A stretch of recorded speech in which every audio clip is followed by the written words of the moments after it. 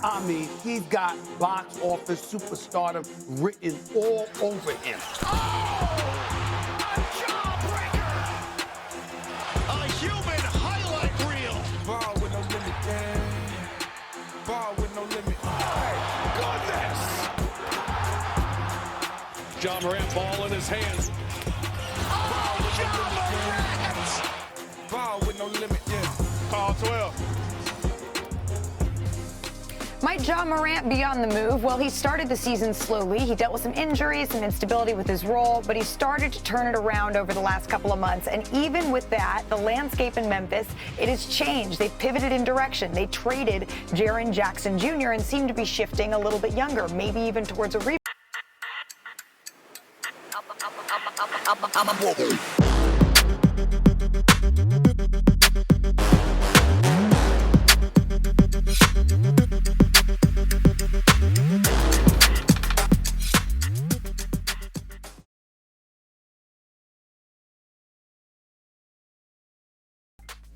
Hello and welcome to Sports Spin, where we take a sports story and we spin it. I'm Sun-EB7 and thank you for joining. And this is my 47th take because I'm doing all kind of crap in there. I got a lot of things going on. But that being said, we're talking about John Morant today. Now, everybody's talking about him. It's trending. And that's what we do. We get in there. We get ours in, right? And so I've seen all these things that we don't want him on our team, and I've seen some bad things about him. And the only thing I can say is about time. Not because I dislike John Morant. That's not the problem. That's not the problem. The problem here is John Morant was doing this the whole time. But we finally said something. See, when this was going on 2 years, 3 years ago, people was like, well, we hope he get past his suspension. Well, people was avoiding saying what it is. I think it's about to happen now. I think people are about to say it. There is a problem here. There is a level of cognitive dissonance that you're seeing. And it's not just him. It's a lot of players with this. Look it up. You know what I'm saying? If you don't know what it is, because you need to know. You need to know what this is because it's rampant. It's actually much more prevalent than you think in the sports world, right? It's not saying that anybody's low IQ or nothing. It's not saying that. It's just a delusion of what you are now versus what you were, and what you should do now versus what you would have. It's just a mixture of that. It's just a mix up, right? So we're seeing a guy who, by all intents and purposes, is a highlight mastery, right? You don't see the John Morant that meticulously drive you down and beat you at the end. No, you see the John Morant that he goes up and he cocks the ball back, and then when you think it's blocked because his hand there, and then he raises higher and cocks the ball back even further, look like he's disjointed, and he creates a highlight. That is good for the league. That is good for our eyes. That's good. It's great. But it's what he does after that. That's the reason he's here now. He's the reason he's getting this kind of criticism. Because after he does this highlight thing, then after he gets off the court, or even sometimes on the court on his way off, he's going to do something that's just going to erase all that. You remember when I told you? Oh, I didn't say it on this video, on this channel.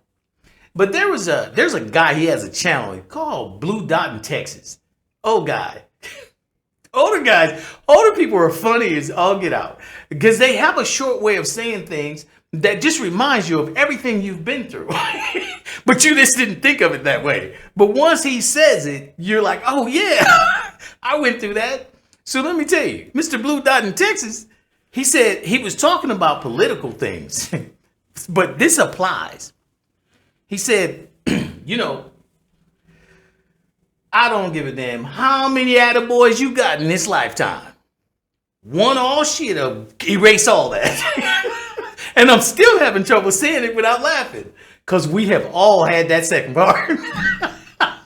This is what he's going through. He's got a lot of highlights. But it's the all shoot moments that you ain't going to remember him once he leave the league. He's not setting up a legacy, or at least not a good one. He's setting up a negative one. Now, am I saying it's too late for him? I am absolutely not saying that. He has the talent, skills, and ability. If he get the right people around him, he can make changes, and we'll forget about this. But if he don't, this is what he got. You just somebody that no one will.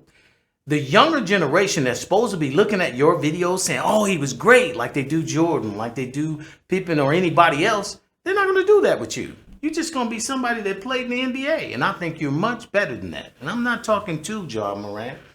I'm just talking to the people. Okay? So, that said, I was getting into the part where these titles, you know what they're saying, they're being rude. And they should be. This should have been happening a long time ago. Sometimes you just have to wake up. Come on, man. You're 200 million. You what? Some of the things I saw, you don't even do it when you broke. 200 million and you doing that? You gotta be kidding me. Yeah, there was matter of fact, there was a football player that, no, I'm not even gonna talk about him. Because it's not good. But I've seen players do things that make you do the whole head shake thing. Like, what? You did? Yeah, okay. I'm not even going to try to figure out how you put those two together. But anyway, the worst critic I've seen, because I've seen that we don't want you on my team. He's not a good asset, yada, yada, yada. I heard all those. I seen them. The one I seen that was just cut like a knife is negative trade value. the video that's at the beginning of this video, that title on there was Ja Morant has negative trade value. That is the biggest insult if Ja Morant himself ever tries to compare himself to anyone in history, this will kill it. As a matter of fact, I think if I was one of the ex-NBA players, I would print that and put it in my pocket and just carry it around in case I run into Ja Morant or anybody talking about him. As soon as they say, oh, Ja Morant is better than Dominique, I'd be like, negative trade value. I have never been negative in trade value. I'm just saying, do we think about these things? Like when we go out here doing all this. Okay, that was rhetorical. The answer is yes. I mean, no. The answer is no. We don't. Because Ja Morant is failing to understand that he's building a legacy, and highlights only last for a few seconds. Legacies last through generations. So you're supposed to be building a legacy along with your highlights, but you're not. You're killing the highlights. You get a great dunk, then you go and point like you got a gun. You see? I'm just saying. We've been seeing this, and so I'm agreeing with all the pundits, but I'm trying to figure out what took you so long. We saw this in the beginning, but I know it's the money, and he was making money, and then also people are not that evil, you know. The reason I think people didn't say anything in the first place was because we all hoped. All of us, we do this. We don't tell you all the time, but we're guys. We do this. We see you and we see that you're a talent. Everybody don't just sit there and envy you and wishes that you do bad. Some of us just sit back and go, yeah, he's got a problem. But hopefully the money and the fame will change him. We know better, but we hope that it'll change you. And so we don't say anything in the first place. We talk about the highlights and talk about how he can play, how good he is, hoping that he starts to mature, because we all know we all had to mature. I'm still maturing. But anyway, we hope that he mature, right? We holding space for him. We holding space for him to become the legend that he has the ability to be, but he ain't seeing it. So when we see a title like negative trade value, oh, that'll wake you up. Negative trade value? So you're going to go somewhere and play for free. Here, I'll give you an example of two players that had to go through that. They traded Chris Carter for $1. After that, I didn't see no more trouble out of Chris Carter. He got to Minnesota and he was model citizen and a great player. He fixed his legacy. They traded his butt for $1. See? That's a message. That's like, you're not who you think you are. You don't mean as much as you think you do. And they brought him all the way back down to earth. And the other one is, who was the other one? Shit, I should have wrote it down. Hold on. Never mind. There's plenty of examples of players waking up and finding out they're traded on Twitter or X. I mean, these are ways that people and teams do to bring you down to earth. So now, I said in the video, at the beginning of the video, that the move was long overdue. He has to come down, and the move will pull him away from some of the things that's negatively influencing him. Because that's what I believe it is. I believe it's negative influence. I don't know. I don't know him. I don't know his situation. I'm just calling it like I see it, because that's what I do. And so I feel like he has an opportunity, since he's still in the prime, he can go somewhere else and get away from the outside noise and realize that he's his own destruction and mature. And then all of a sudden, see the game and his life and his family and his future differently.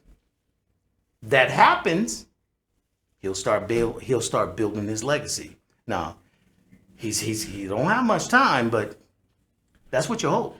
So the move is not, I don't believe he's negative trade value. I do, in the sense of overall, like, what are you bringing? Yeah, he's negative. But if I'm a team that needs some star power, somebody who can come in here and change it, then I'm looking at him. I'm just not going to take him the way he is. I'm going to take him as the person that wants to change the narrative, change his own narrative. Because after all, the people that watch this are consumers. We don't want you to be bad, because we want to see the great stuff. Nobody's sitting around hoping you mess up. Well, there might be some of those, but I'm just saying, for the most part, fans came to see a great game. They came to see the superstars shine. They came to see the extraordinary talent, take center stage. So no one comes to see you mess up $200 million. So we're hoping you get that. We're hoping Ja Morant gets that, and anybody else who suffers from obvious cognitive disillusion or dissonance. So, yeah, so that's what I have. I mean, I wanted to say this 2 years ago because I saw this, and I know they did too, but we all were sitting back hoping that, okay, this is a young thing. This is a phase, because I say it in all the times. Young people are watching.